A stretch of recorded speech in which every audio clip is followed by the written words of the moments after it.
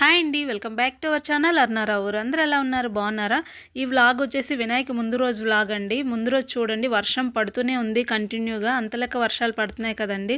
Morning నుంచి మార్కెట్కి వెళ్దామని చూస్తున్నాను అనమాట. కొద్దిసేపైన వర్షం ఆగితే వెళ్ళొచ్చేవచ్చు అనుకుంటే, కానీ అస్సలు వర్షం తగ్గట్లేదండి. సాయంత్రం వరకు పడుతూనే ఉంది అలాగా.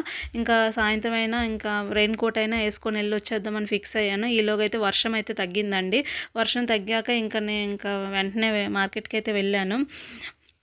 మళ్ళీ వస్తదేమో అనుకున్నాను, కానీ రాలేదు. ఇంక వెంటనే అయితే మార్కెట్ చేసుకున్నాను.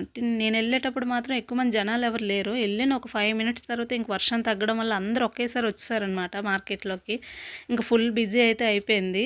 ఇంకా ఫస్ట్ అయితే వినాయకుడిని అయితే తీసుకుందామని చూస్తున్నానండి. ఇంతకుముందు ఎక్కడ చూసినా సరే రోడ్డు పైన వినాయకుడిని బొమ్మలు ఉండేవి. ఈసారి వర్షం వల్ల ఏమో కానీ వినాయకుడి బొమ్మలు ఎక్కడున్నాయా అని చూస్తున్నాను.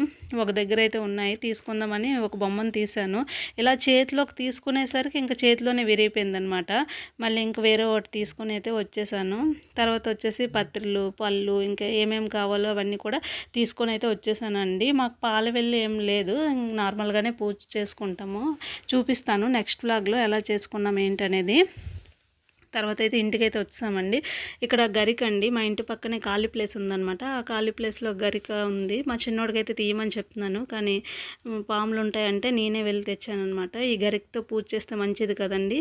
పిల్లలు మెయిన్ వినాయకుడికి ఇష్టమైనది గరికే కదండి. గరికతో పూజ చేయడం చాలా మంచిదండి. పిల్లలు బుక్స్కి పూజ చేస్తారని కొంచెం ఎక్కువైతే తెచ్చానండి గరిక. ముందు రోజు ఇవన్నీ ఒక దగ్గర పెట్టుకుంటే మార్నింగ్ ఎటువంటి హడావిడి పడకుండా పూజ చేసుకోవచ్చు కదా. ఇంకా మా ఇంటి దగ్గర మారేడు పత్రి అవి ఉన్నాయి, అవన్నీ కూడా తీస్తున్నాను అనమాట. ఇవన్నీ ఒక దగ్గర పెట్టేస్తే మార్నింగ్ పూజ చేసేసుకోవచ్చు తొందరగా. ఇక్కడైతే మారేడు పత్రి, ఇంకా గన్నేరాకు, జిల్లిడాకు అవన్నీ కూడా తీస్తున్నానండి. కొన్ని పత్రులు అయితే బయట తీసుకున్నానండి, ఉసిరిపత్రి అలాంటివి అనమాట.